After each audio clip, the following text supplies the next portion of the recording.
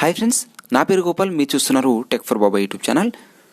Friends, మనకు staff selection commission నుండి ఒక మంచి నోటిఫికేషన్ విడుదల కావడం జరిగింది. కేవలం 10th పాస్ అయి ఉంటే సరిపోతుంది. ఎటువంటి హయ్యర్ ఎడ్యుకేషనల్ క్వాలిఫికేషన్ అవసరం లేదు. అలాగే ఈ ఉద్యోగాలకు ఎటువంటి ఎక్స్పీరియన్స్ కూడా అవసరం లేదు. కేవలం 10th పాస్ అయి ఉంటే సరిపోతుంది. అలాగే ఓపెన్ 10th చేసినటువంటి వారు కూడా ఈ ఉద్యోగాలకు అప్లై అనేది చేసుకోవచ్చు. కాబట్టి అందరూ కూడా అప్లై అనేది చేసుకోండి.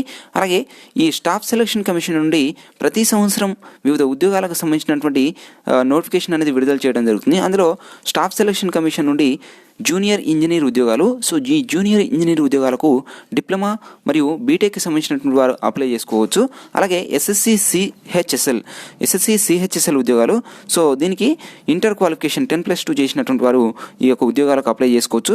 అలాగే SSC CGL combined graduate level, ఈ ఉద్యోగాలకు డిగ్రీ క్వాలిఫికేషన్తో ఉన్నటువంటి వారు అప్లై అనేది చేసుకోవచ్చు. ప్రస్తుతానికి ఈ యొక్క ఎస్ఎస్సి జేఈ మరియు ఎస్ఎస్సి సిహెచ్ఎస్ఎల్ సిజిఎల్కి సంబంధించినటువంటి నోటిఫికేషన్ విడుదల చేయడం జరిగింది.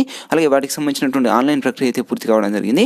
అలాగే ఇప్పుడు ఎస్ఎస్సి ఎంటీఎస్ ఉద్యోగాలకు 10th క్లాస్ క్వాలిఫికేషన్తో మల్టీ టాస్కింగ్ స్టాఫ్ సంబంధించినటువంటి ఉద్యోగాలకు నోటిఫికేషన్ అయితే విడుదల కావడం జరిగింది.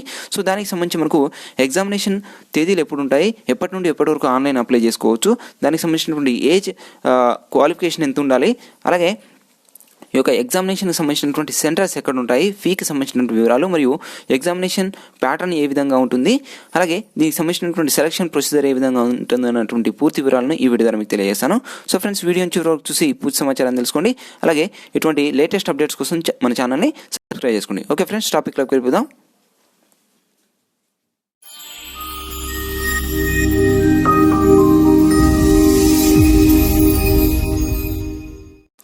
Okay friends, welcome back. ఇది మనకు స్టాఫ్ సెలక్షన్ కమిషన్కి సంబంధించినటువంటి official notification. Multi tasking non technical staff examination 2020 అని చెప్పేసి మనకు నోటిఫికేషన్ అయితే విడుదల చేయడం జరిగింది. యాక్చువల్గా 2020లో ఈ యొక్క నోటిఫికేషన్ విడుదల కావాల్సింది, కానీ కొన్ని కారణాల రీత్యా ఈ యొక్క నోటిఫికేషన్ అయితే రిలీజ్ కాలేదు. ప్రస్తుతానికి ఈ యొక్క నోటిఫికేషన్ అయితే రిలీజ్ చేశారు. దీనికి సంబంధించినటువంటి ఆన్లైన్ అప్లికేషన్స్ అనేవి కూడా ప్రారంభం అయితే కావడం జరిగింది. టోటల్గా ఇవి కేంద్ర ప్రభుత్వానికి సంబంధించినటువంటి ఉద్యోగాలు. ఈ ఉద్యోగాలకు ఫిబ్రవరి 5వ తారీఖు నుండి మార్చి 21వ తారీఖు వరకు ఆన్లైన్లో అప్లై అనేది చేసుకోవచ్చు. దీనికి సంబంధించినటువంటి ఎగ్జామినేషన్ తేదీలను కూడా వారు ప్రకటించడం జరిగింది. టైర్ 1 ఎగ్జామినేషన్ వచ్చేసరికి జూలై 1వ తారీఖు నుండి జూలై 20వ తారీఖు వరకు టైర్ 1 ఎగ్జామినేషన్ అనేది కండక్ట్ చేస్తారు.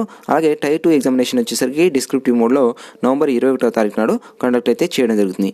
ఈ మొత్తానికి ఇవి పూర్తిగా కేంద్ర ప్రభుత్వానికి సంబంధించినటువంటి ఉద్యోగాలు. ఈ ఉద్యోగాలకు సంబంధించినటువంటి సెలక్షన్ లొకేషన్ ఎక్కడ ఉంటుందంటే వివిధ రాష్ట్రాల్లో ఈ యొక్క జాబ్ లొకేషన్ అయితే ఉండడం అయితే జరుగుతుంది.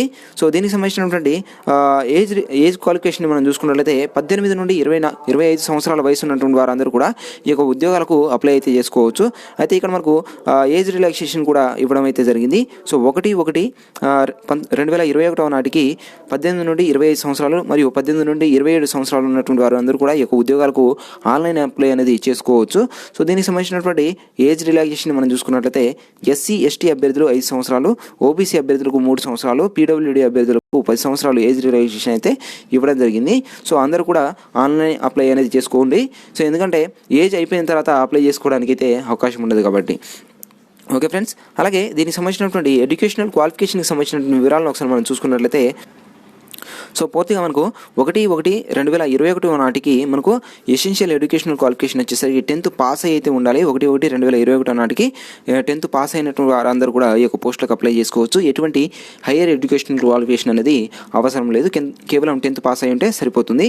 ఓపెన్ 10th డిస్టెన్స్లో 10th చేసినటువంటి వారు ఎవరైనా ఉన్నట్లయితే వారందరూ కూడా ఈ యొక్క పోస్టులకు అనేది అప్లై అనేది చేసుకోవచ్చు. ఓకే ఫ్రెండ్స్, అదేవిధంగా దీనికి సంబంధించినటువంటి ఎగ్జామినేషన్ సెంటర్ మరియు ఫీకి సంబంధించినటువంటి వివరాలను మనం చూసుకున్నట్లయితే ఎగ్జామినేషన్ సంబంధించినటువంటి ఫీ వివరాలలో వచ్చేసరికి టోటల్గా మనకు 100 రూపీస్ ఫీ పేమెంట్ అయితే ఉండడం జరుగుతుంది. అది అన్రిజర్వ్డ్ క్యాండిడేట్స్కి. అలాగే ఉమెన్ అభ్యర్థులు ఎవరైతే ఉన్నారో అలాగే ఎస్సీ ఎస్టీ పీడబ్ల్యూడీ అభ్యర్థులు, ఎక్స్ సర్వీస్మెన్ అభ్యర్థులు ఎవరైతే ఉన్నారో వారికి ఈ యొక్క ఎగ్జామినేషన్ ఫీ కూడా చెల్లించాల్సినటువంటి అవసరం లేదు. ఈ యొక్క అప్లికేషన్ ఫీ మొత్తం కూడా అన్రిజర్వ్డ్ మరియు ఓపెన్ కేటగిరీ అభ్యర్థులు, అదేవిధంగా ఓబీసీ అభ్యర్థులు ఫీ పేమెంట్ అయితే చేయాల్సి ఉంటుంది. 100 రూపీస్ ఫీ పేమెంట్. ఉమెన్ అలాగే ఎస్సీ ఎస్టీ పీడబ్ల్యూడీ అభ్యర్థులు అప్లికేషన్ ఫీ పేమెంట్ అయితే చేయాల్సినటువంటి అవసరం లేదు. అలాగే దీనికి సంబంధించినటువంటి ఎగ్జామినేషన్ సెంటర్స్ వివరాలను మనం చూసుకున్నట్లయితే మొత్తంగా తెలంగాణ మరియు ఆంధ్రప్రదేశ్లో కూడా ఈ యొక్క ఎగ్జామినేషన్ సెంటర్స్ అయితే ఉండడం జరిగింది. తెలంగాణలో టోటల్గా మనం చూసుకున్నట్లయితే తెలంగాణలో 3 ఎగ్జామినేషన్ సెంటర్స్ అయితే ఉండడం జరిగింది. ఒకటి హైదరాబాదు, అదేవిధంగా వరంగల్ మరియు కరీంనగర్లో ఈ యొక్క ఎగ్జామినేషన్ సెంటర్స్ అయితే ఉన్నాయి తెలంగాణలో. అలాగే ఆంధ్రప్రదేశ్లో వచ్చేసరికి చీరాల, కాకినాడ, గుంటూరు, కర్నూలు, నెల్లూరు, రాజమండ్రి, తిరుపతి, విజయనగరం, విశాఖపట్నం, విజయవాడలలో ఈ యొక్క ఎగ్జామినేషన్ సెంటర్స్ అయితే ఉన్నాయి. సో మనము ఆన్లైన్ అప్లై చేసుకునేటప్పుడు ఈ యొక్క ఆప్షన్స్ అయితే మనం ఇవ్వాల్సి ఉంటుంది. సో మనం ఇచ్చినటువంటి ఆప్షన్స్ ప్రకారం మనకు ఎగ్జామినేషన్ సెంటర్స్ అయితే వారు అలాట్ అయితే చేయడం జరుగుతుంది. అలాగే దీనికి సంబంధించినటువంటి ఎగ్జామినేషన్ ప్యాటర్న్ ఏ విధంగా ఉంటుంది, అలాగే సెలక్షన్ ప్రొసీజర్ ఏ విధంగా ఉంటుంది అన్నటువంటి వివరాలను ఒకసారి మనం చూసుకున్నట్లయితే ఎగ్జామినేషన్ ప్యాటర్న్ వచ్చేసరికి టోటల్గా మనకు 2 స్టేజెస్లో ఎగ్జామినేషన్ అయితే ఉండడం అయితే జరుగుతుంది. సో ఫస్ట్ ఫేజ్ వచ్చేసరికి టోటల్గా అయితే మనకు computer based examination. So paper 1, paper 2 అయితే ఉండడం జరుగుతుంది.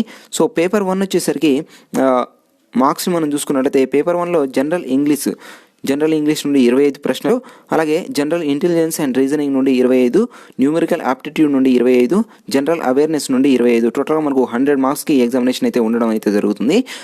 టైం చూసుకున్నట్లయితే మనకు 90 నిమిషాలు ఎగ్జామ్కి సంబంధించినటువంటి టైం అయితే ఉండడం జరుగుతుంది. 1 hour 30 minutes అయితే ఎగ్జామినేషన్ టైం ఉండడం జరుగుతుంది. 100 మార్క్స్కి ఎగ్జామ్ అయితే పేపర్ 1 ఎగ్జామినేషన్ అయితే ఉండడం జరుగుతుంది.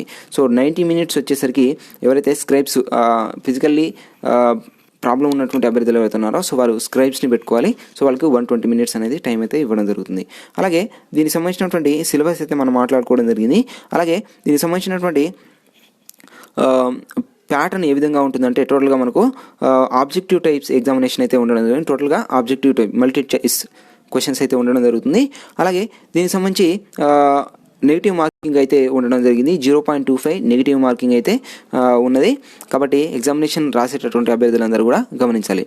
అదేవిధంగా ఈ యొక్క పేపర్ 1లో ఎవరైతే మంచిగా మార్క్స్ని స్కోర్ చేస్తారో సో వారికి పేపర్ 2కి సెలెక్ట్ అయితే చేయడం జరుగుతుంది. సో ప్రతి ఒక్కరికి ఈ యొక్క పేపర్ 2కి అయితే సెలెక్ట్ చేయడం జరుగుతుంది. అలాగే ఈ పేపర్ 1లో వచ్చినటువంటి మార్కుల ఆధారంగానే మనకు ఈ యొక్క పోస్టుల భర్తీ ప్రక్రియ అనేది ఉండడం జరుగుతుంది. కాబట్టి పేపర్ 1కే మంచిగా చదవండి. పేపర్ 2 జస్ట్ వచ్చేసరికి క్వాలిఫైయింగ్ నేచరు, అది డిస్క్రిప్టివ్ మోడ్లో ఉండడం జరుగుతుంది.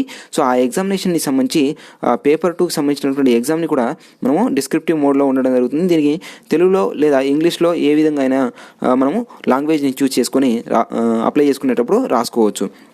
సో ఇది షార్ట్ ఎస్ఐ ఫామ్లో డిస్క్రిప్టివ్ మోడ్లో ఉండడం జరుగుతుంది.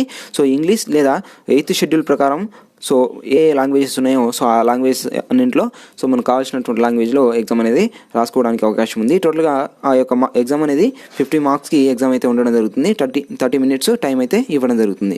సో ఫ్రెండ్స్ టోటల్గా మనకు ఈ సెలక్షన్ ప్రొసీజర్ ఏ విధంగా ఉంటుందంటే పేపర్ 1 ఎగ్జామినేషన్ అనేది కండక్ట్ చేస్తారు. అలాగే పేపర్ 1లో ఎక్కువ మార్క్స్ వచ్చినటువంటి అభ్యర్థులను షార్ట్ లిస్ట్ చేసేసి పేపర్ 2కి ఎగ్జామినేషన్ అనేది కండక్ట్ అయితే చేయడం జరుగుతుంది. సో ఈ పేపర్ 1లో ఎక్కువ మార్కులు ఎవరైతే వచ్చాయో సో పేపర్ 2లో కూడా క్వాలిఫై అయినట్లయితే సో వారికి టోటల్గా మనకు ఈ పేపర్ 1లో ఎక్కువ మార్కులు వచ్చినటువంటి అభ్యర్థులకు ఉద్యోగాలకు సెలెక్ట్ అనేది చేయడం జరుగుతుంది. ఒకవేళ ఇద్దరు అభ్యర్థులకు సేమ్ మార్క్స్ వచ్చినటువంటి సందర్భంలో పేపర్ 2లో వచ్చినటువంటి మార్క్స్ అలాగే అయినా కూడా సేమ్ మార్క్స్ వచ్చినటువంటి అభ్యర్థులకు డేట్ ఆఫ్ బర్త్ చూసేసి ఈ యొక్క సెలక్షన్ ప్రొసీజర్ అనేది అభ్యర్థులను సెలెక్ట్ అయితే చేయడం జరుగుతుంది. సో ఫ్రెండ్స్ కాబట్టి పేపర్ 1 ఎగ్జామ్ అనేది మెయిన్ కాబట్టి సో ఈ యొక్క పేపర్ 1 ఎగ్జామ్కి సంబంధించినటువంటి సిలబస్ కూడా ఇక్కడైతే క్లియర్గా అయితే ఇవ్వడం జరిగింది. కాబట్టి అందరు కూడా మంచిగా చదవండి. సో దీనికి సంబంధించి అందరూ ఆన్లైన్ అప్లై అనేది చేసుకోండి. సో దీనికి సంబంధించి వేకెన్సీస్ అయితే మనకు ప్రస్తుతానికి పూర్తి వేకెన్సీస్ అయితే ఇవ్వలేదు, కానీ మనకు దాదాపుగా 5,000 నుండి 8,000కు పైగా పోస్టులకు సంబంధించినటువంటి వేకెన్సీకి సంబంధించినటువంటి నోటిఫికేషన్ ఇది ప్రతి సంవత్సరం రిలీజ్ చేస్తున్నారు. గత సంవత్సరం కూడా మనకు 5,000కు పైగా ఉద్యోగాలకు సంబంధించినటువంటి నోటిఫికేషన్ అయితే స్టాఫ్ సెలక్షన్ కమిషన్ ఈ యొక్క MTSకి సంబంధించినటువంటి నోటిఫికేషన్ అయితే విడుదల చేయడం జరిగింది. కాబట్టి అందరూ కూడా ఆన్లైన్ ఫ్రెండ్స్. సో ఇది MTSకి సంబంధించినటువంటి కేంద్ర ప్రభుత్వ ఉద్యోగాలకు సంబంధించినటువంటి నోటిఫికేషన్ పూర్తి వివరాలు. ఇంకా ఏ చిన్న అప్డేట్ ఉన్నా సరే మన ఛానల్ ద్వారా అందించడం జరుగుతుంది.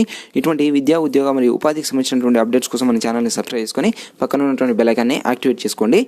అలాగే ఈ యొక్క ఇన్ఫర్మేషన్ మీకు ఉపయోగకరంగా అనిపించినట్లయితే లైక్ చేయండి, మీ మిత్రులందరితో షేర్ చేయండి. Thank you for watching. Have a nice day.